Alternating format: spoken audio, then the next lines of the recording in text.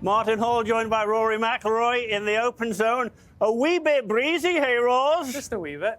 Yes, indeed. So how does this affect your preparation? I mean, we've got strong left to right on the range. Does that limit the amount of time you spend on the range?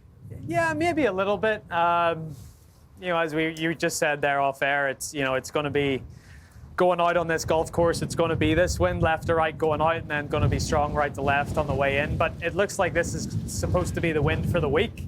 Yeah. So it's not a bad wind to practice in. It's probably as windy as it's going to get. But I mean, we're going to have to play in some wind this week, so I guess it's good to practice in it. Well, hopefully it isn't as much as it is right now. It almost blew Harry over there. Almost blew him over. So listen, we know at St Andrews, look, you can hit it left off the tee and there's no bunkers there. But if you want the nice line into the pin, you've got to hit it down the right, especially on the first 7 holes. What's the plan in a wind like this going out? Yeah, so, geez, I think in a way it makes the tee shots on the front nine nice and easy because you can aim it into the middle of the golf course. You know, obviously left here is usually okay, but you can aim it into the middle of the golf course and just let the wind bring it back into that right side, as you say, and that will give you the better angles into some of these greens. All right. Can you hit a couple for us in this one? You haven't hit any yet, have you? I haven't. This is, but I'll be all right. I'm still young enough. Yeah, so I mean, when a wind is as strong as this, you're not really trying to fight it too much. You're just trying to let it, pick a target out there, let the ball sort of move off it. Well, let's see you hit a couple. I suspect they will be terrific. They always are whenever we get together. You know, I hit some earlier today, and my ball moved a lot more in the wind than that. To the right. That didn't move that much. So you're not especially holding that back against the wind? No, not at all. I'm just trying to hit a nice neutral shot. And then just let the wind take it a little bit. Now, to a great degree, you've been playing very well this year indeed. I think you said to me last time we were together, you feel it's a lot freer, a lot less technical. Is there anything in particular you're working on at all? Any drills? Not really. I mean, the big thing for me is I'm just trying to keep I'm trying to get as much height in the backswing as possible. And then from there, just keep everything sort of turning through. So, I try to get nice and high, and then from there, just let everything turn through. Trying to keep it all in sync, especially when the wind is like this. Yeah, that's really important, isn't it? Yeah. So there has been some talk before this week started that perhaps, heavens forbid, somebody might break 60 on this golf course this week. Not sure in this wind. The defensive course will be where they can put the flags. Yeah. So how do you get to the flags on the old course when they tuck them very tightly behind the bunkers? Yeah, so that's the thing. It's all about playing the angles on this golf course, and yeah, you know there's going to be a lot of times where you mightn't hit driver off the tee because you need to leave yourself a full wedge in to get some spin to get it close to these pins. So yeah, I think anyone breaking 60 this week, that's not going to happen, especially with how firm and fast it's playing.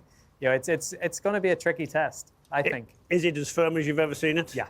I mean, it's and that's a whole different type of golf than you play most of your year these days, isn't it? It is, and it's a different type of golf than I usually play on this golf course, because I've seen this course mostly in the Dunhill Links in October, and it's lush and it's green, and it's not running as much.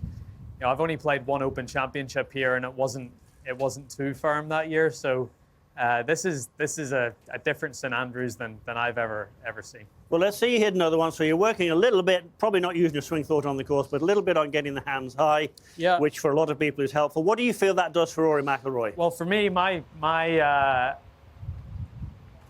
tendency is at the top is to let this club sort of fall a little bit behind me and get under the plane. So the higher I have my hands at the top, the more margin for error I have. Because if you think about it, if my hands are low and it drops, it gets stuck way behind me. Where if they're nice and high and it drops a little bit, I can still rotate and keep the club on plane on the way down. Let's see one more. Everybody loves watching you hit golf balls, Rory, myself included. So listen, golf course, firm as you said, firmer than perhaps you've ever seen it. Any changes in equipment for this week? Yeah, so I've put a 2-iron in the bag, which I think could be a good club off the tee on certain holes. And then I've went with less bounce in my lob wedge. Just the the ground here is so firm that you want to try to have as little bounce as possible on the wedge, just to make sure that the club isn't bouncing into the ball off this firm turf.